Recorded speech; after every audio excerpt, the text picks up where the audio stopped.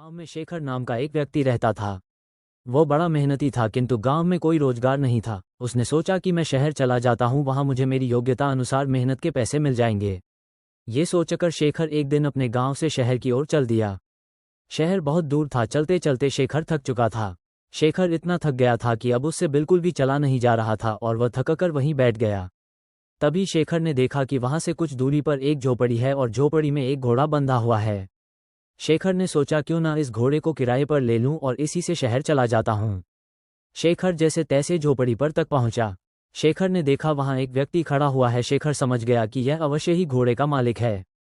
शेखर उस व्यक्ति से बोला, मुझे आगे शहर में जाना है और शहर यहाँ से कई किलोमीटर दूर है। मैं बुरी तरीके से थक चुका हूं, तो क्या मैं आपका घोड़ा ले सकता हूं?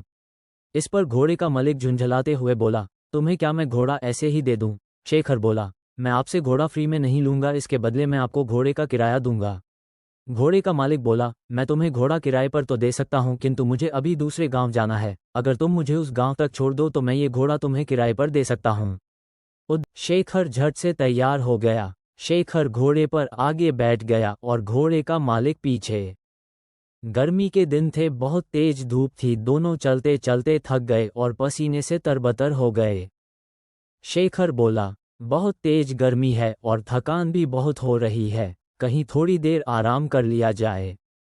दोनों ने इधर उधर देखा किंतु कहीं भी कोई पेड़ नहीं देखा। तभी शेखर घोड़े से उतरा और घोड़े के ही छांव में बैठ गया। शेखर थोड़ी देर ही घोड़े की छांव में आराम कर पाया था कि यह सब देखकर घोड़े का मालिक बुरी तरीके से जल गया। घोड़े का मालिक बोला, मैंने तुम्हें घोड़ा किराए पर दिया है, उसकी छाया किराए पर नहीं दी। तुम हटो यहाँ से, इस छाया पर मेरा अधिकार है और मैं यहाँ आराम करूँगा। ये सुनकर शेखर बोला, महानुभाव, आप ये कैसी बात कर रहे हैं? मैंने अगर घोड़ा किराए पर लिया है तो उसकी छाया पर भी मेरा ही अधिकार है। अगर आप चाहें तो आप भी इस छाया में मेरे साथ बैठकर आराम कर सकते हैं। लेकिन घोड़े का मालिक बड़ा जिद्दी था। वह बोला, नहीं नहीं, इस छाया पर सिर्फ और सिर्फ मेरा अधिकार है और मैं ही इसकी छांव में बैठूंगा। तुम हटो यहाँ से। इतनी छोटी सी बात पर दोनों में जोर जोर से बहस होने लगी और बात तू मैं से हाथापाई पर आ गई।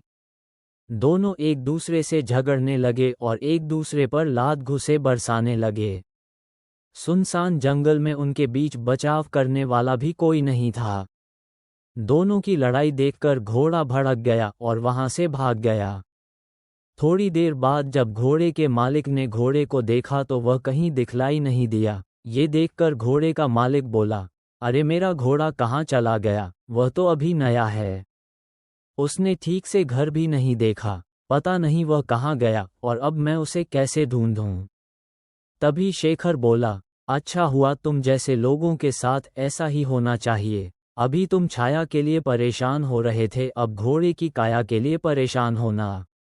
घोड़े के मालिक को अपनी गलती का एहसास हुआ और अपना माथा पीट कर हाय तौबा करते हुए बैठ गया और बोला, मेरे थोड़े से लालच से मेरा